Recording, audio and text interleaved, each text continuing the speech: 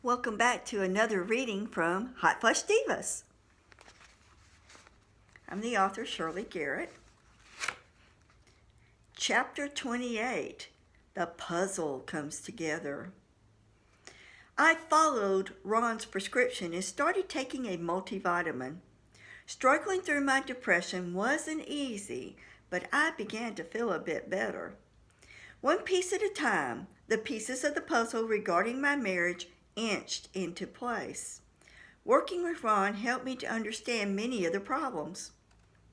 One Wednesday morning, I sat in Ron's office berating myself for not seeing Todd's betrayal. After all, I'm a psychologist. I should have noticed that Ron was having affairs. He looked at me over the top of his reading glasses. Phoenix, give yourself a break. The whole situation was too close for you to clearly see at the time. It's like reading a book with the page pressed against your nose. Ron was right. His objective viewpoint offered the distance I couldn't achieve alone. Ron placed his glasses on the desk. The first truth you need to accept is that you married a workaholic guy who linked his identity to his job. I nodded. That's pretty sad since Todd wasn't very successful.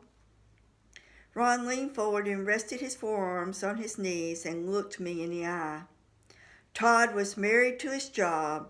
You were always number 2 in his world. Ouch, that's true. The fact that I closed my eyes to that reality poked my pride.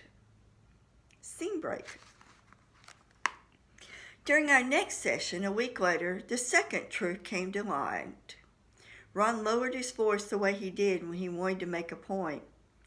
Todd loved you conditionally. Everything had to go his way. It was true. I tried to overlook it, the way married couples ignore an annoying habit. Even simple things like grocery shopping had to come under Todd's control.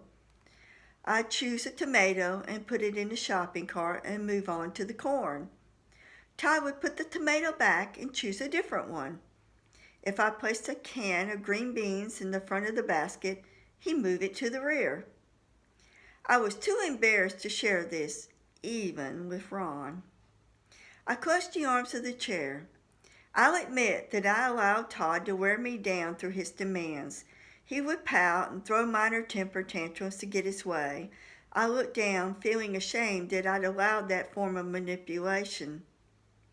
See, that pattern makes me feel like a bad parent rather than a wife. Ron, who was jotting a note, pushed his reading glasses down and peered over them.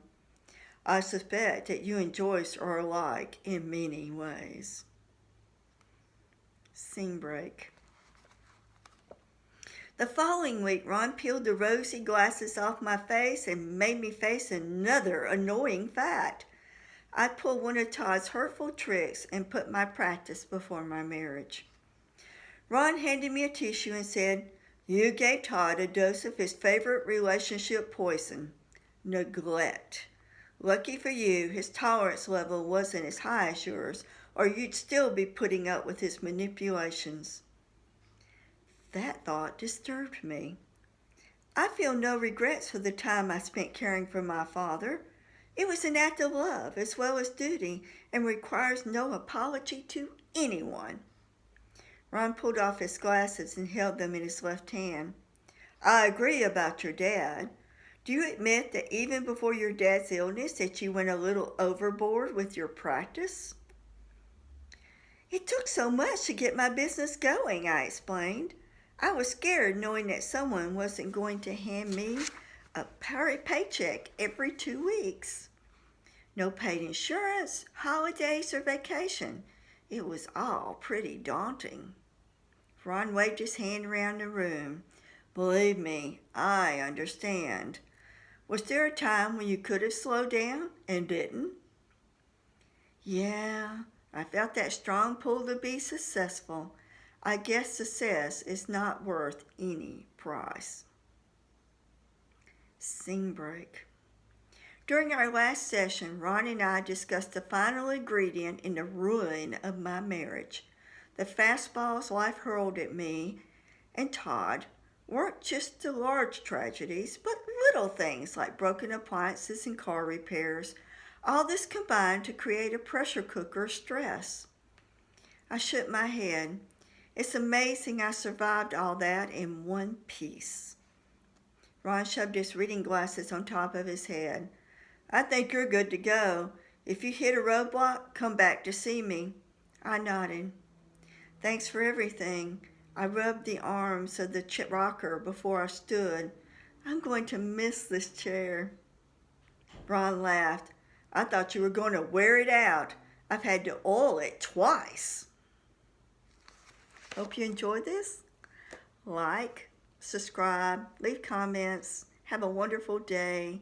And of course, stay well and safe. Bye.